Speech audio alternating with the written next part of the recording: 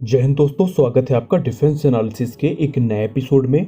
आज के एपिसोड में हम एक ऐसी खबर का एनालिसिस करने वाले हैं जो अगर सच हो गई तो कहीं ना कहीं भारत और रशिया के बीच में एक बहुत बड़ी डिफेंस डील हो सकती है।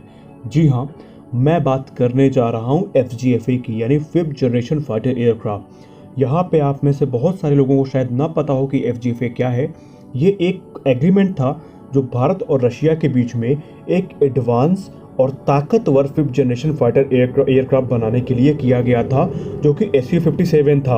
और ये प्रोजेक्ट काफ़ी फल फूल रहा था, लेकिन बाद में रशिया की तरफ से कुछ ऐसी हरकतें हुई जिसने भारत का और रशिया के बीच में मनमुटाव पैदा किया और भारत ने अपने आप को SU-57 प्रोजेक्ट से हटा लिया।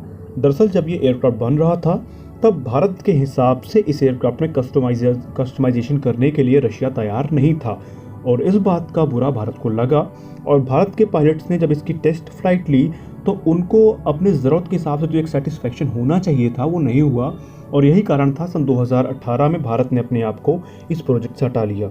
लेकिन अब वर्ल्ड डिफेंस न्यूज़ में छपे एक आर्टिकल की बात माने तो रशिया एक बार फिर से अपने फिफ्थ जनरेशन फाइटर एयरक्राफ्ट को भारत के सामने रखने वाला है, और इस बार रशिया तमाम प्रकार से कोशिश करेगा कि वो भारत को इस प्रोजेक्ट के लिए मना ले।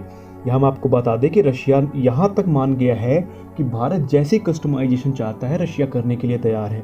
तो सवाल ये उठता है कि क्या अब भारत इस प्रोजेक्ट के लिए जाएगा?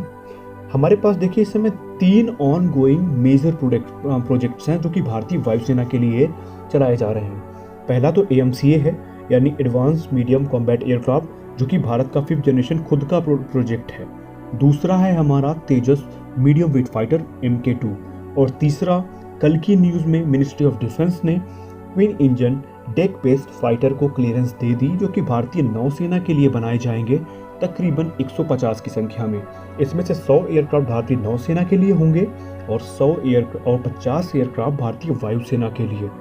तो सवाल ये है कि क्या भारतीय वायुसेना ऐसी स्थिति में जो रशिया का एक प्रपोजल है उसको एक्सेप्ट करेगी?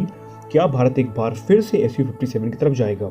अगर मैं अपनी पर्सनल ओपिनियन की बात करूं, जहां तक मैंने इस मामले में रिसर्च की, तो मुझे ये लगा कि जैसे अमेरिका अपने F-35 का ऑप्शन भारत को देता रहता है, तो F-35 से कहीं अच्छा ऑप्शन भारत के लिए जो SU-57 है।